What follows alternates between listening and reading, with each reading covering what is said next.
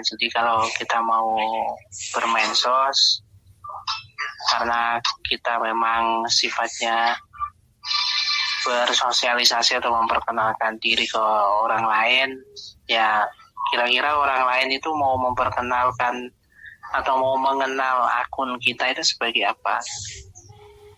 Sebagai penjual online, sebagai content creator, atau sebagai pengusaha misalnya, atau sebagai apa. Kemudian ketepatan waktu dalam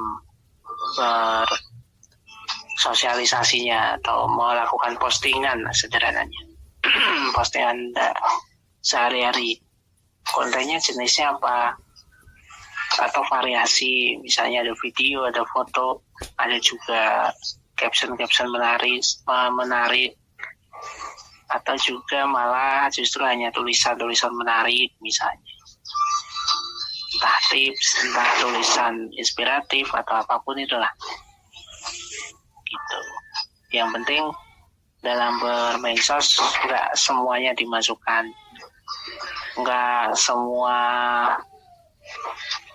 hal-hal yang memang bersifat privasi seperti alamat misalnya ya, foto-foto sekolah atau tempat kantor atau apapun itu nggak semuanya harus dimasukkan ke sana, karena bisa dimanfaatkan oleh orang lain, orang yang tidak tanggung jawab gitu ya. Nah, yang nggak kalah penting ya, kita harus clear gitu, harus punya jadwal kapan menggunakan media sosial, kapan kita menyusun kontennya, dan kapan kita memperbaiki profil. Jangan lupa profilnya diperbaiki, mulai dari fotonya, mulai dari bio singkatnya, mulai dari lokasi asal, lokasi sekarang, kemudian juga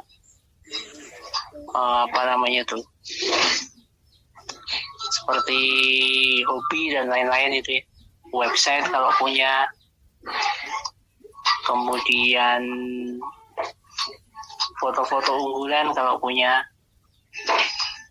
itu semuanya harus kita set up sesuai dengan realnya.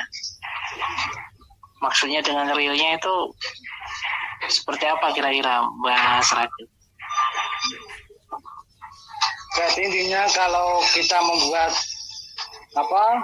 real aktivitas mau pijat, berarti kalau di unggulan itu harus sama gitu ya? Iya, bisa. Jadi real itu maksudnya satu, semuanya harus sama. Yang kedua, kegiatan itu memang nyata gitu, iya gitu, supaya nanti algoritmanya mendeteksinya dengan baik. Jadi kalau kita ngopi atau kita usahanya masas gitu ya, pijat gitu ya, harus benar-benar ada pijatnya. Iya. Harus benar-benar ada. Nah, ini yang penting itu di sesi akhir. Tapi jadi, itu kalau pakai hashtag 2 itu bisa nggak Mas? Maksudnya kan di SPI kan ada hashtagnya, sedangkan kalau aku posting pijat itu juga ada hashtagnya, itu gimana? Itu bisa nggak kalau berjalan bersama intinya itu?